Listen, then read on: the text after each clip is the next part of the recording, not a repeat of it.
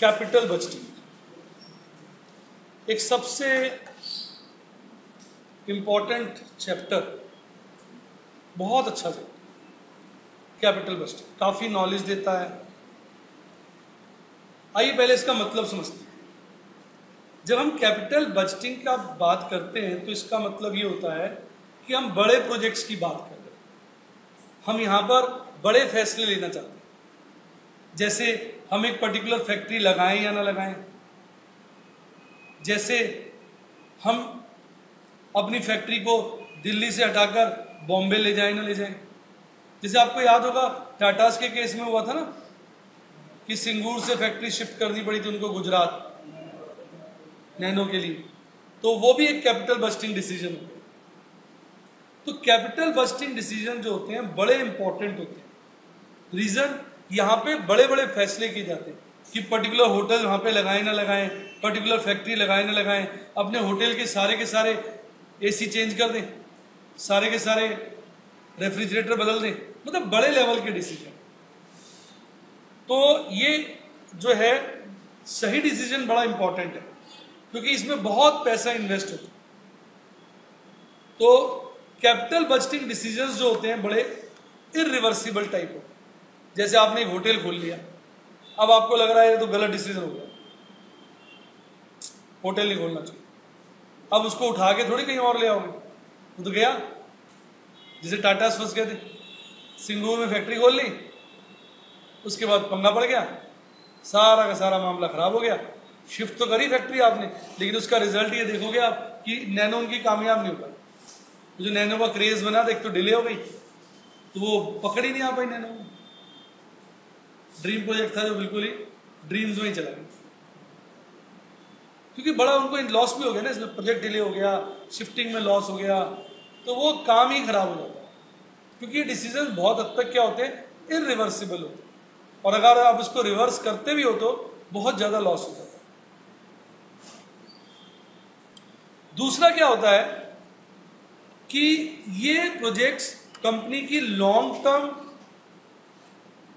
Survival के लिए बड़े इंपॉर्टेंट है। अगर सही फैसला ले लेना कंपनी तो बहुत आगे चली जाती है, और अगर फैसला गलत हो जाए तो सबसे आगे चली जाती है। सबसे आगे मतलब साफ हो जाए। मैं आपको एक कंपनी बताता हूं जिसका मैंने देखा, थोड़ा सा मुझे रिलेटेड एग्जांपल लगता है। वो एक कंपनी हुआ करती थी रियल वैल्यू अप्लायंसेस लिमिटेड, और वो एक प्रोडक्ट बनाती थी सीज फायर। वो अभी भी चलता है, मैंने देखा सीज फायर की जगह लगा होता है। पता नहीं कंपनी ने क्या करा, समझ में नहीं आया। रियल वैल्यू अप्लायंसेस तो गया वो। उन्होंने जब ये सीज फायर का प्रोडक्ट निकाला था, बड़ा ही कामयाब था। इन्होंने छोटा सा ना फायर एक्सटिंग्विशर निकाला था, इतना बॉटल शेप का। पहले बड़े बड़े फायर एक्सटिंग्विशर आते हैं, देखे होंगे आपने, सिनेमा हॉल में लगे होते हैं। बड़ा मुश्किल होता है, बड़ा हैवी होता है, उसको उतारना पड़ता है, उल्टा करके नीचे जोर से पंचर करना पड़ता है, मारना पड़ता है तो वो ब्रेक करता है, फिर उसमें से गैस निकलती है जो आग पर आप छिड़कते हो तो आग बुझ जाती है। इन्होंने बिल्कुल जैसे वो नहीं था हिट वाला आजकल, वैसा वाला पैक, थोड़ा उसके बराबर ऐसे पैक निकाल दिया स्प्रे के साथ। वो बड़ी जबरदस्त मार्केटिंग, सिंपल और जबरदस्त। इनका वो सेल्समैन जाता कंपनियों में, दुकानों पे, अच्छे शॉप्स पे जाके बोलता आपकी शॉप तो बड़ी सुंदर है। अब कोई भी पुरानी बात है, आपको 15-20 साल पुरानी में बता रहा हूँ, तब तो इतना भी कॉर्पोरेटाइजेशन नहीं था इंडिया के अंदर। तो जाता कहता आपकी दुकान तो बहुत अच्छी लग रही। अब ओनर तो ऑब्वियसली खुश हो जाएगा, फिर कहता मैं सोच रहा हूँ इसमें आग लग जाए तो क्या होगा। ओनर को एकदम गुस्सा आ जाएगा, कहता भाई साहब आग तो कभी भी लग सकती है। मान लो माचिस की तीलियां जला के छोड़ देता, मतलब ओनर तो बोला ये क्या कर रहे हो, ये करो। फिर वो निकालता अपना फायरिंग से, भाई साहब आग बंद। ओनर इंप्रेस देखिए साहब कुछ भी नहीं बोला, कहते जी आपके इतने लोग आते हैं, किसी ने भी भाई साहब सिगरेट पी, माचिस दी, फेंक दी, और आपका इतना सुंदर ऑफिस भू करके जल जाएगा। लेकिन अगर आपके पास ये चीज हो तो आपने क्या करना है, आग साफ। तो लोग उससे इतना इंप्रेस हो जाते हैं, और प्रोडक्ट भी कितने का, कहते भाई साहब 250 रुपए का। लोग इतने इंप्रेस हो जाते भाई साहब 4-4, 6-6 ले लेते, क्रेज सा हो गया। तो मैं देखता था तो कारों के अंदर भी लगा होता है, तो भी आपने भी देखा किसी कार में लगा होता है छोटा सा साइड पे, तो लोग 6-6, 7-7 ले लेते थे। प्रोडक्ट की खूबी बहुत अच्छी, वो लेते लोग और ऑफिस में ऐसे टंग जाता है एक जगह बस। ना कभी आग लगती ना कभी इस्तेमाल होता। 2 साल की एक्सपायरी होती, 2 साल में फिर सेल्स में था, भाई साहब खत्म हो गया, ओहो नया चाहिए, कहता हाँ यार बदल दे यार, कभी भी की जरूरत पड़ सकती। रिन्यूअल डिमांड 2 साल बाद प्रोडक्ट चेंज हो रहा, आप देखना उसके ऊपर डेट ऑफ एक्सपायरी में लिखा होता कि कब ये एक्सपायर हो जाए, तो वो रिपीट भी होता रहता, प्रोडक्ट बिक रहा। और कंपनी भाई साहब ऐसे लीव्स एंड बाउंड से भागी, मुझे याद नहीं, मैंने तो 7 रुपए का शेयर लिया था, पता नहीं कितने का लिया था, 21 का लिया था, 7 का लिया था, भाई साहब 300-400 रुपये हो गया, लाखों का फायदा हो गया झटके से। भाग खड़ी हर मैगजीन पे इसके ओनर का जो उनका मेन डायरेक्टर था, नाम आता है इंजीनियर करके था, पूरा नाम मुझे याद नहीं, इंजीनियर करके, बड़ी पब्लिसिटी की, भाई साहब नया धीरू भाई अंबानी पैदा हो गया इंडिया में, बहुत आगे जाएगा ये कंपनी भी, काफी आगे जाएगी। अब कंपनी एक्साइटेड होगी भाई साहब अपनी सक्सेस से। ये तो मरियल सा प्रोजेक्ट था, कितने का बिकता था, 250-300 का, 250-300 में कितना कमा लेती होगी कंपनी, 250 में 250 कमा लेती होगी, और क्या, जीरो का आ जाता होगा, 250 को बेच देती होगी, 250 से ऊपर तो नहीं कमा सकती थी। पर भाई साहब अब उन्होंने एक जबरदस्त प्रोडक्ट निकाला नेक्स्ट राउंड, इससे धांसू प्रोडक्ट। उन्होंने देखा कि हमारे यहाँ ना बारिश होती है, बारिशों में हम देखो नमकीन सील जाता है, बिस्किट सील जाते, देखा आपने, और वो वेस्ट हो जाते। तो इन्होंने एक बहुत जबरदस्त प्रोडक्ट निकाला, इन्होंने भाई देखो, मतलब एक वैक्यूमाइजर करके, कोई मैं नाम भूल गया, वैक्यूमाइजर करके था, वो 7,000 का प्रोडक्ट था, मुश्किल से इनका 1,000-1,200 का बना होगा, मार्जिन देखो कितना जबरदस्त, 5-5 हज़ार का एक प्रोडक्ट के अंदर मार्जिन, खूब नेशनल लेवल पे आया। उसके साथ क्या था, 5-6 बड़े सुंदर सुंदर बाउल्स। तो उसका कॉन्सेप्ट ये था कि आपके यहाँ कोई गेस्ट आया, आप बाउल्स में नमकीन और बिस्किट रख दीजिए, गेस्ट आया 2 मिनट के लिए, चाय वाय पी चला गया, फिर आप बाउल्स उठाइए, मशीन में लगाइए, बटन दबाइए, मशीन उसकी हवा सक कर लेगी, तो हवा नहीं रहेगी ना, मॉइस्चर नहीं रहेगा, तो फिर वो नमकीन सीलेगा भी नहीं। 7,000 का प्रोडक्ट, थोड़ा महंगा रिलेटिवली, लोगों ने खरीदा शुरू में, थोड़ा रिच फैमिली की लेडीज ज़्यादा पसंद करते हैं इस तरह की चीज़। स्टार्टिंग में तो कहते हैं जैसे मोबाइल में निकालते तो महंगा निकालते हैं, अमीर लोग ले लें, तो पहले बड़े लोगों ने लिया, एक आध दिन तो बड़ा अच्छा लगा कि गेस्ट आया 5 मिनट के लिए, चाय पी के चला गया, उसके बाद आप लगे हुए 2 घंटे तक बाउल्स में से हवा निकाल रहे हो। ध्यान से सुनो, 2-2 घंटे 3-3 घंटे में हवा निकालते रहते, पैक करके रखते रहते। 2-4 दिन तो शुरू में आप लोगों को चाव लगा होगा, उसके बाद ऐसा पागल है यार, 10 मिनट के लिए आदमी आता, उसके बाद 2 घंटे ब्लॉक रहते, क्या कर रहे हैं, हवा निकाल रहे हैं। इससे अच्छा तो नौकर को दे देते थे कि तू ही खा ले यार, छोड़ सील जाएगा, तू ही खा ले, छुट्टी कर। प्रोडक्ट ऐसा फेल हुआ और कंपनी ने फैक्ट्री लगा ली, खूब हैवी एडवर्टाइजमेंट कर दी।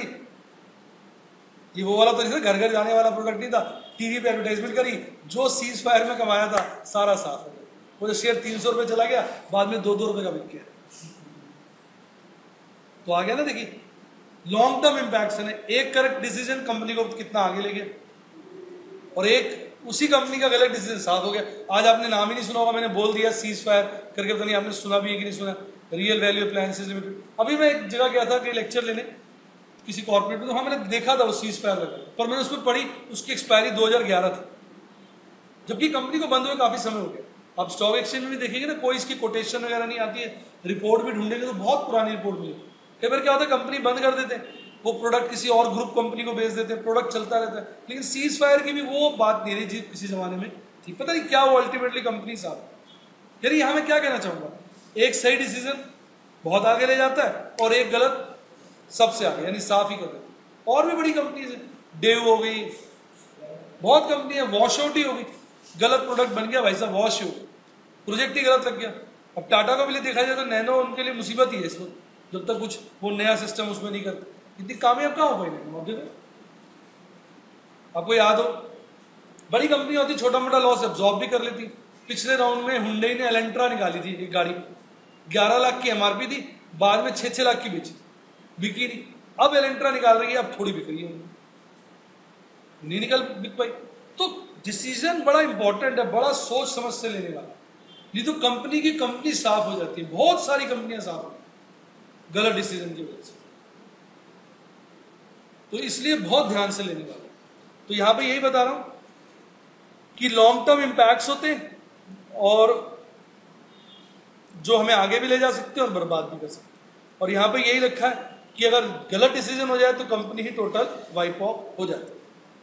बहुत कंपनी के साथ हुआ है यार, गलत प्रोजेक्ट में हाथ डाल दिया। यूनिटेक को ही ले लो, टेलीकॉम में हाथ डाला था भाई साहब, डायरेक्टर जो इनके अंदर भी हुआ, आपको पता होगा काफी दिन तक बंद रहे थे।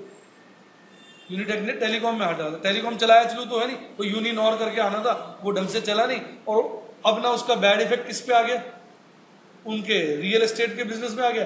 रियल एस्टेट वैसे भी खराब हो गया, उन शेयर की बैंड बच गई। 500 रुपए का शेयर बिकता था, आज का भाव देखोगे 19 रुपए का। एग्जाम्पल है कैपिटल बस्टिंग। गलत लाइन में चले गए तो बाहर निकलना ही सुसाइडल हो जाता, ना बाहर निकल पाता ना अंदर रह पाता। तो इसलिए इसकी बहुत ज्यादा इंपॉर्टेंस। अब जब हम कैपिटल बजटिंग की बात करते हैं तो सबसे पहले हमारे सामने दो कॉन्सेप्ट्स आते हैं। आज तक जो आपने बात करी है ना, वो करिए अकाउंटिंग प्रॉफिट्स। किसकी बात करिए? Accounting profits. आपने कैश प्रॉफिट की कभी भी बात नहीं की। आज हम एक नया टर्म सीखेंगे, कैश प्रॉफिट, क्योंकि कैपिटल बजटिंग में हमारा देखने का नजरिया डिफरेंट होता है।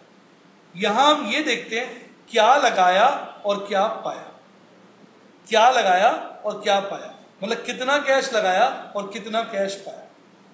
देखने का नजरिया जो है वो ये। तो अकाउंटिंग प्रॉफिट तो अपना वही पुराना प्रॉफिट है जो आप निकालते हो। कैसे निकालते हो? ध्यान से सुनिए। सेल्स लेते हो, सेल्स में से वेरिएबल कॉस्ट घटाते हो, फिर फिक्स कॉस्ट घटाते हो, फिर डेप्रिसिएशन घटाते हो, फिर इंटरेस्ट घटाते हो। ऑल्दो इस चैप्टर में इंटरेस्ट हम कंसीडर नहीं करते हैं, क्योंकि जो लोन होता है ना उसको भी हम कैपिटल मान के चलते हैं। क्या मान के चलते हैं? कैपिटल फंड मान के चलते हैं, लॉन्ग टर्म फंड। पर फिर भी आप कंसीडर कर सकते हो अभी के लिए। तो ईबीटी क्या हो गया? Earning before tax. सेल्स में से हर प्रकार की कॉस्ट घटा दिया। कौन कौन सी? Variable cost, fix cost, depreciation, interest. आपका आ गया ईबीटी। इस ईबीटी का आपने T% लिया तो आपका आ गया टैक्स। अब आप क्या करेंगे? ईबीटी में से टैक्स घटा देंगे तो आपका आ जाएगा अर्निंग आफ्टर टैक्स। ईबीटी में से टैक्स घटा देंगे तो आ जाएगा अर्निंग आफ्टर टैक्स। तो बेसिकली ये आपका अकाउंटिंग प्रॉफिट है जिसकी आपने आज तक सदा पढ़ाई की है। 12th में भी आपने नेट प्रॉफिट रेशियो निकाला होगा, तो उसमें आप क्या करते थे? Earning after tax upon sales into 100। Return on investment भी निकालते थे, तो अर्निंग आफ्टर टैक्स। तो आपने आज तक इसकी ही चर्चा की है। वो क्या हो गया? Sales minus variable cost minus fix cost minus depreciation minus interest minus tax. तो जब आप सेल्स में से ये सब चीजें घटाते हैं तो आपका अर्निंग आफ्टर टैक्स आ जाता है। ये आपका अकाउंटिंग प्रॉफिट। अब आप ध्यान दें इस पे कि इसमें सारे खर्चे वो हैं जो अल्टीमेटली आपको कैश में पे करने,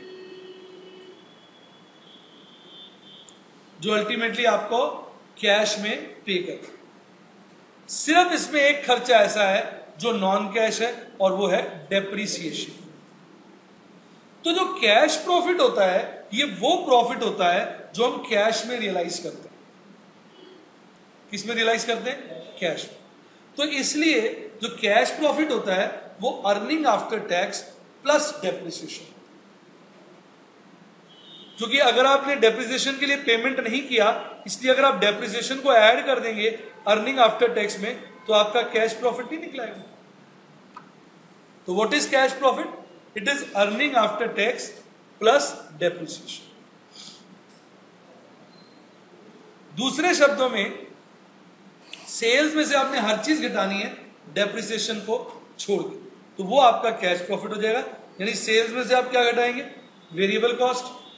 क्या घटाएंगे? Fix cost. क्या घटाएंगे? इंटरेस्ट। क्या घटाएंगे? टैक्स। ये सभी चीजें आप सेल्स में से घटा देंगे तो आपका कैश प्रॉफिट आ जाएगा। लेकिन आप डायरेक्ट कैश प्रॉफिट नहीं निकाल सकते। लॉजिक बनाइए क्यों? क्योंकि टैक्स निकालने के लिए आपको ईबीटी चाहिए, और ईबीटी निकालने के लिए आपको एक बार ही डेप्रिसिएशन माइनस करना पड़ेगा। तो जब आप एक बार डेप्रिसिएशन माइनस कर देंगे तो ईबीटी से आप ईएटी निकाल लेना टैक्स माइनस करके, फिर वापस डेप्रिसिएशन ऐड कर देना, तो आपका क्या आ जाएगा, कैश प्रॉफिट। क्लियर हुआ? आइए एक क्वेश्चन कराता हूं, उससे आपको बिल्कुल क्लैरिटी हो जाएगी। कहता भाई एक कंपनी की जो सेल्स है वो 3 साल की हमें एक्सपेक्टेड है 200 लाख होगी, 400 लाख होगी और 500 लाख, और जो वेरिएबल कॉस्ट है वो उसकी जो है 40%। Fix cost excluding depreciation 50 lakh है और डेप्रिसिएशन जो है 60 लाख।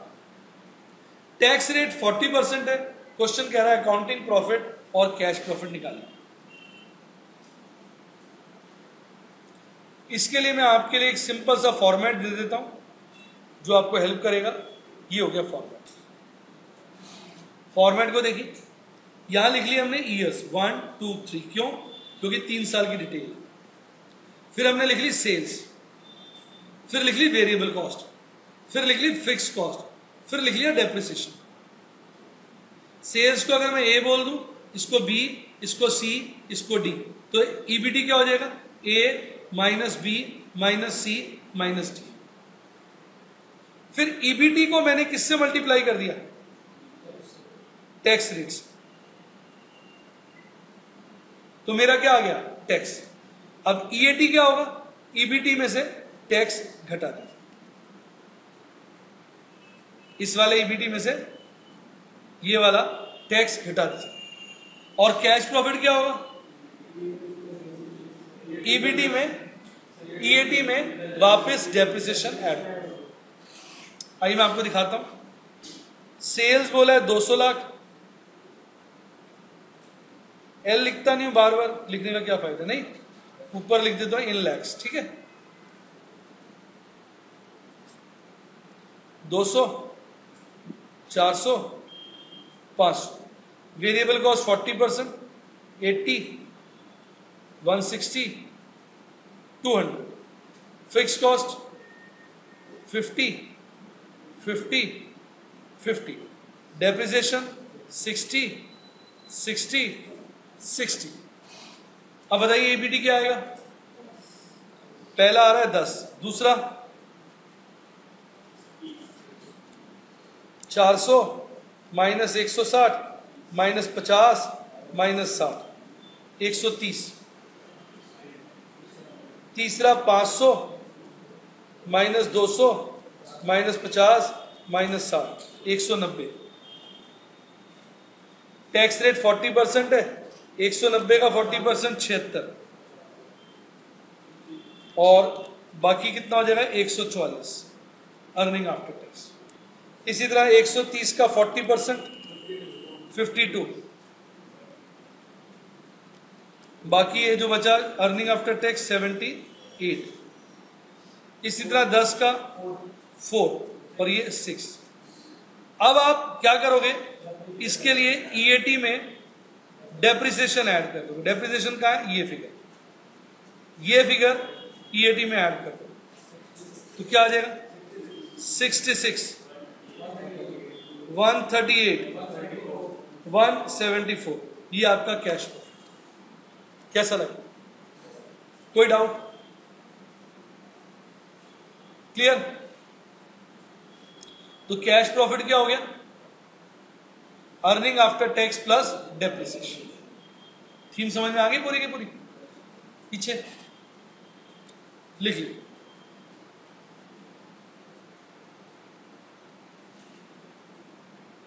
रिपीट कर दूं भरत, क्लियर है? इसको कॉपी ना करो, मैं दूसरा क्वेश्चन देता हूं, वो कर लो। हो गया?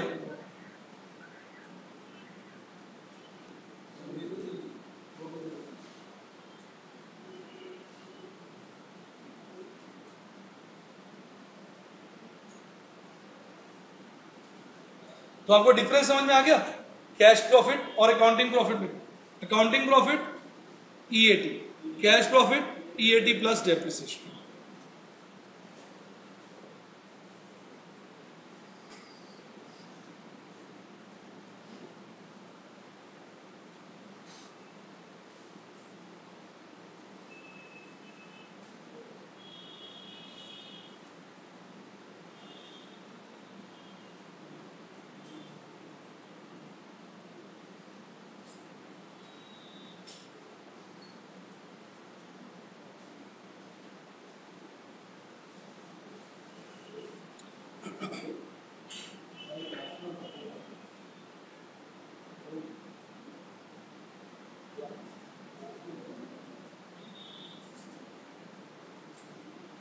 पलट दे।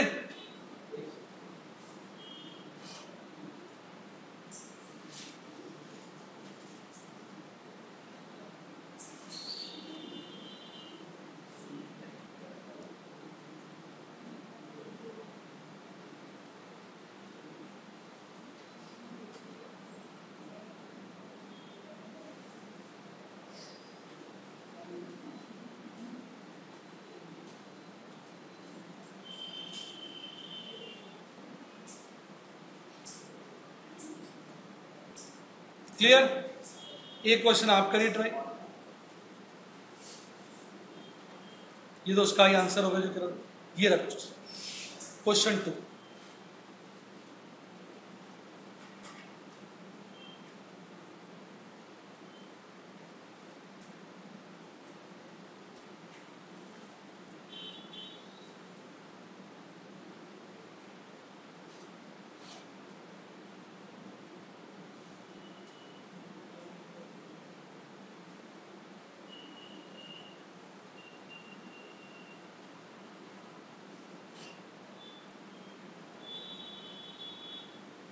हेडिंग बनाना चाहिए ईयर्स, सेल्स, सेल्स हो जाएगा units into selling price, variable cost, fix cost, depreciation, earning before tax, tax, earning after tax, cash profit.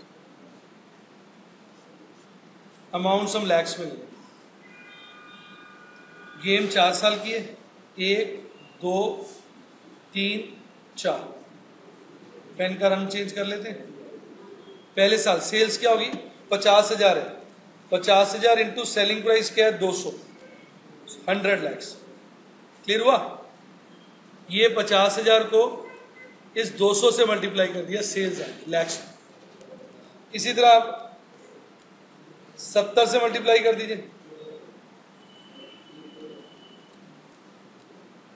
140 lakh. फिर 1 लाख से मल्टीप्लाई कर दीजिए, 200 लाख। और फिर 1 लाख से मल्टीप्लाई कर दीजिए, 200 लाख। वेरिएबल कॉस्ट के लिए इन यूनिट्स को आपको 40 से मल्टीप्लाई करना।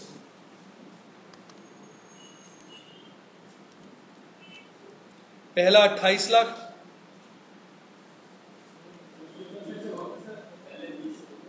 नहीं 28 तो नहीं आएगा, 28 के साथ 40 इंटू 0.4, एक 20 लाख। 28 दूसरा, पहला 20 लाख, दूसरा 70 इंटू 40, 28 लाख। तीसरा है 40 इंटू 1 लाख, 40 लाख। फिर 40 लाख। फिक्स कॉस्ट उसने बोला एक्सक्लूडिंग डेप्रिसिएशन 10 लाख। 10 10 10 10। डेप्रिसिएशन आप निकाल सकते हो, पुराना बचपन का फॉर्मूला है, cost minus scrap upon life. याद आया कुछ? 100 लैक्स का हम खरीद रहे हैं, 4 साल बाद 40 लाख की बिकेगी, तो हर ईयर का डेप्रिसिएशन क्या हो गया? 15 लाख। तो डेप्रिसिएशन 15 लाख, 15 लाख, 15 लाख, 15 लाख। 100 में से 20 गए, 10 गए, 15 गए, 55 लाख। 140 में से 28 गए, 10 गए, 15 गए, 87 लाख। 200 में से 40 गए, 10 गए, 15 गए, 135 लाख। 200 में से 40 गए, 10 गए, 15 गए,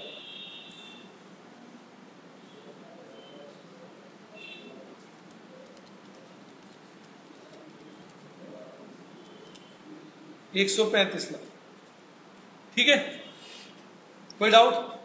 टैक्स का रेट क्या होगा? 40%।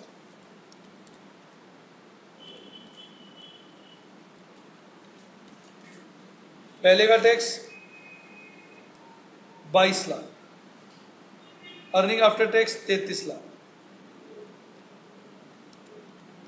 दूसरे का टैक्स 34.8, अर्निंग आफ्टर टैक्स 52.2। तीसरे का टैक्स 54,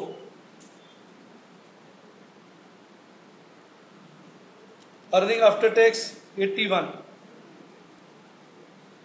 54, 81, वापस डेप्रिसिएशन ऐड कर लीजिए, 48, 67.2, 96, 96।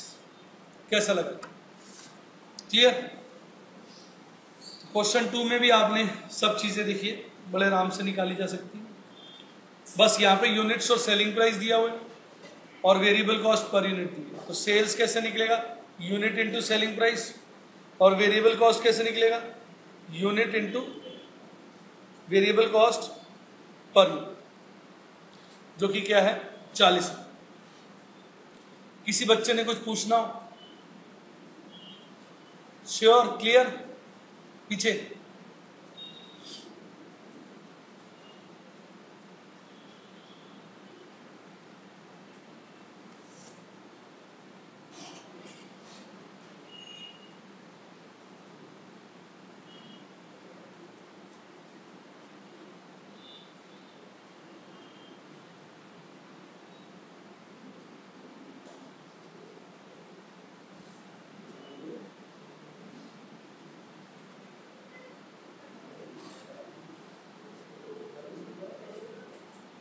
हटा दे।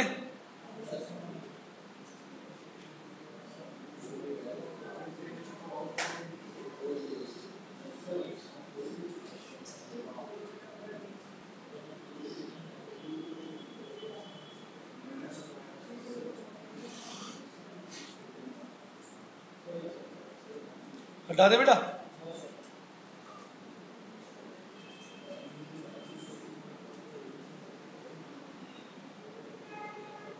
एक और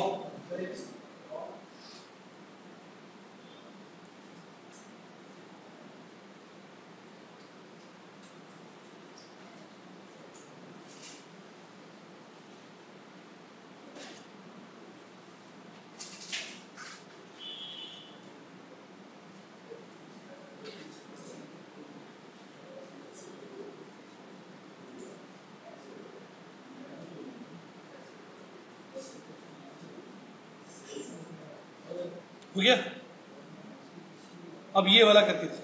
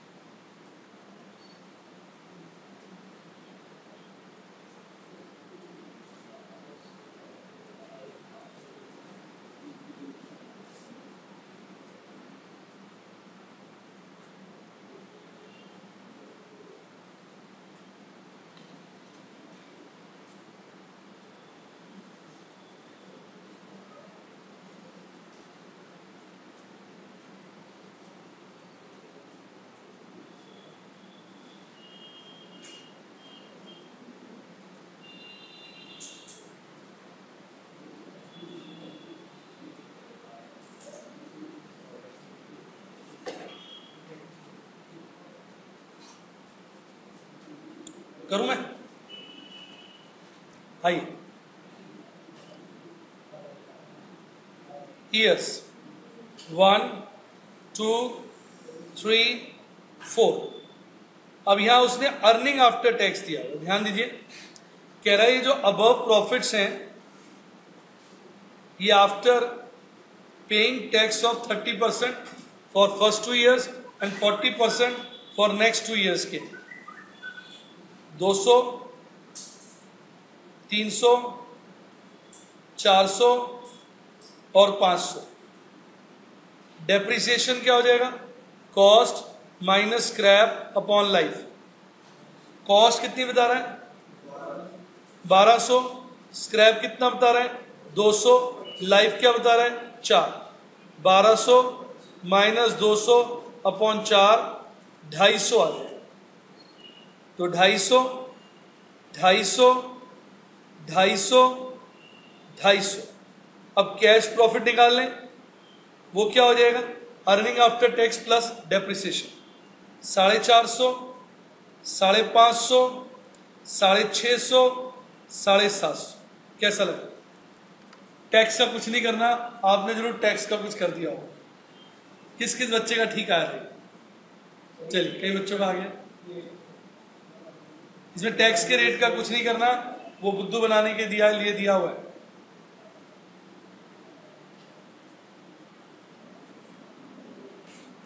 डेप्रिसिएशन का फॉर्मूला हो गया cost minus scrap upon life. ये स्ट्रेट लाइन वाला फॉर्मूला होता है ना, जो सबसे पॉपुलर है। तो अर्निंग आफ्टर टैक्स दिया हुआ है, डेप्रिसिएशन आप निकाल कर उसको जोड़ देंगे तो आपका कैश प्रॉफिट आ जाएगा। कोई डाउट? क्लियर?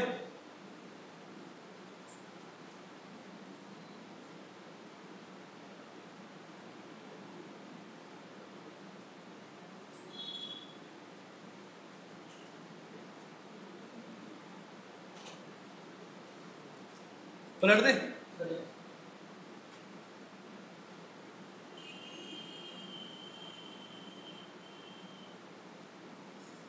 बुद्धू बनाने के लिए अच्छा सवाल।